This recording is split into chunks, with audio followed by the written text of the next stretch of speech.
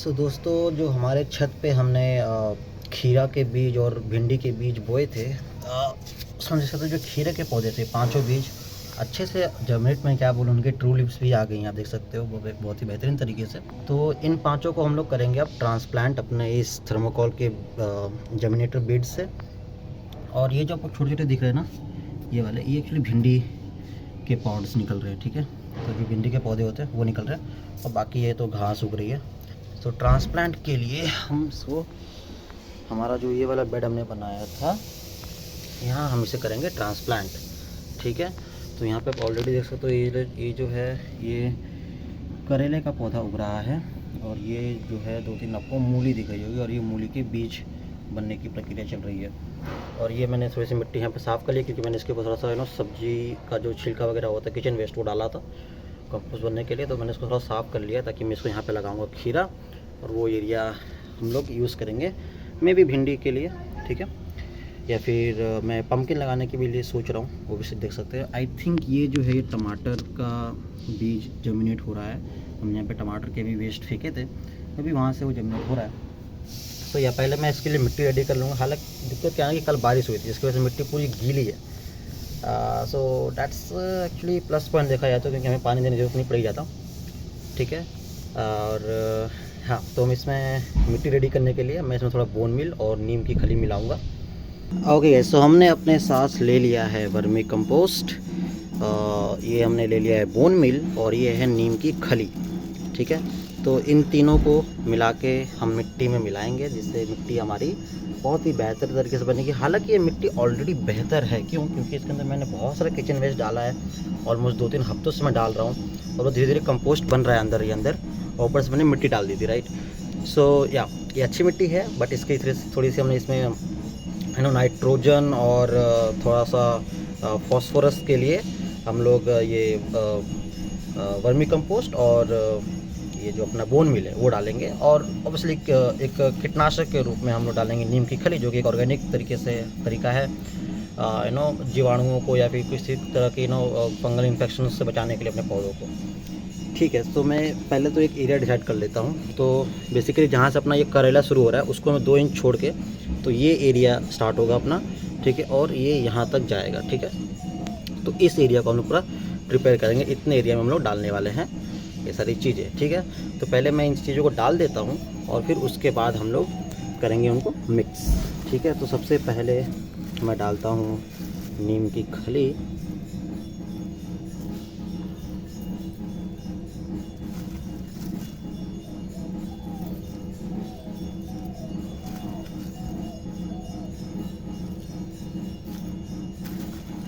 अब क्योंकि मिट्टी बहुत गहरी है, तो इसमें थोड़ा सा आपको थोड़ा सा जनरस अमाउंट में डालना पड़ेगा, कंजूसी करने से काम नहीं बनेगा।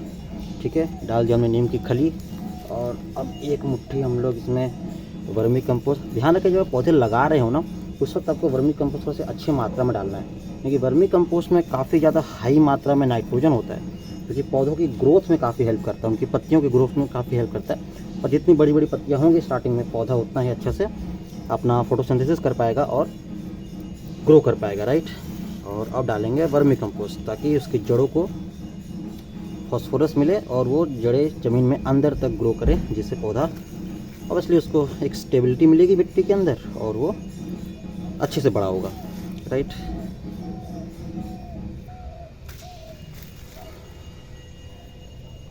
Fine, I think that would be great. अब हम इसे करेंगे मिक्स। ठीक है, थोड़ा सा वर्मी कंपोस्ट में ज़रूरत और डालना चाहिए, और ये नीम की खली, परफेक्ट। अब हम इसे करेंगे मिक्स। ठीक है, तो मेरे पास कोई ऐसे गार्डनिंग टूल नहीं है, मैंने यही बनाया है, यही अपना मैं यूज़ करता हूँ एज अ DIY टूल, जो पेंट ब्रश है। तो हम लोग बेसिकली इसको करेंगे मिक्स।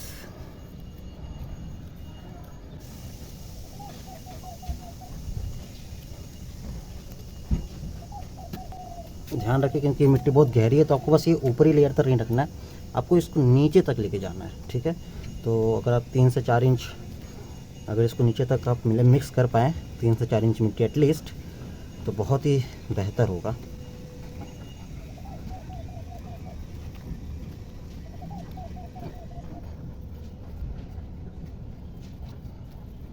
एंड गार्डनिंग करनी है तो आपको तो अपने हाथ थोड़े से गंदे करने ही पड़ेंगे, आप इससे बच नहीं सकते, नहीं इस चीज़ से नहीं बच सकते। ये हो गया अपना रेडी बेड।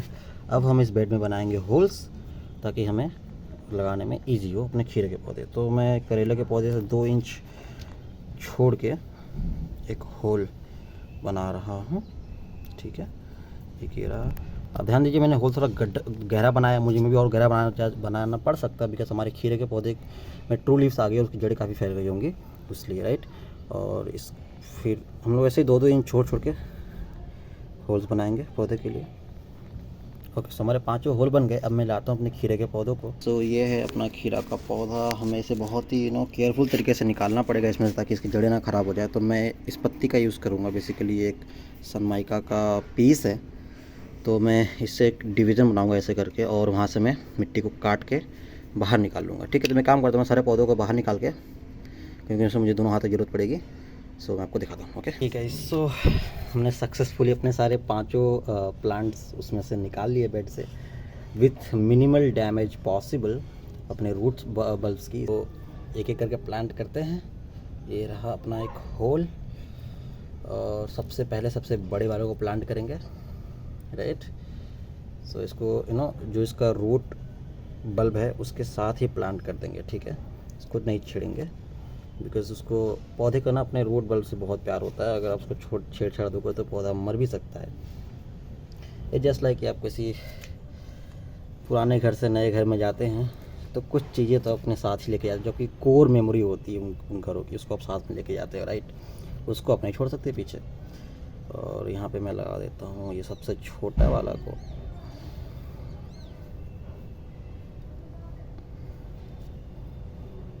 ठीक है, नेक्स्ट वाले होल में नेक्स्ट सबसे जो बड़ा है, जो सेकंड बिगर प्लांट है, वो जाएगा।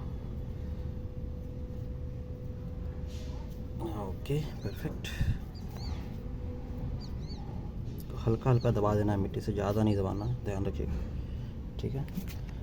तीसरा होल भी रेडी है अपने तीसरे प्लांट के लिए, and there we go. Perfect, okay, बढ़िया। लास्ट प्लांट जाएगा अपने लास्ट होल में, and yeah we are done with the planting, I guess.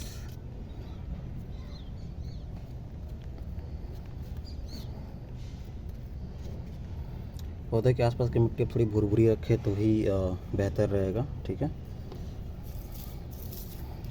इसके बाद हम इसमें करेंगे मल्चिंग। मल्चिंग का मतलब वही है कि बेसिकली आपको कुछ खरपतवार वगैरह डाल देनी है, जिससे कि नमी पौधे जो मिट्टी की नमी है वो इवेपोरेट ना हो जाए। बट क्योंकि अभी जस्ट बारिश हुई थी और काफ़ी ज़्यादा नमी है, तो हम लोग अभी मल्चिंग नहीं करेंगे, थोड़ा धूप होने देते हैं। आज तो मौसम देख के लगता भी नहीं कि धूप होगा, ठीक है। तो हम इसे छोड़ देंगे। हालांकि हम इसे, मिट्टी भी गीली है, बट हम इसे थोड़ा सा पानी देंगे, बिकॉज जो रूट बल्ब हमने लगाया है और जो मिट्टी है वो दोनों को आपस में मिलने के लिए एक मौका चाहिए, राइट। तो उसके लिए थोड़ा सा पानी देना पड़ेगा, ठीक है। तो ये हमने कर दिया प्लांट अपने खीरे के पौधों को। अब बस इंतज़ार है इनके बड़ा होने का और हमें खीरे देने का गर्मी के अंदर, जिसके हम सैलड बनाएंगे। ओके, सो या that's about it, planting the cucumber plants. Let's meet in the next one. Till then, bye bye.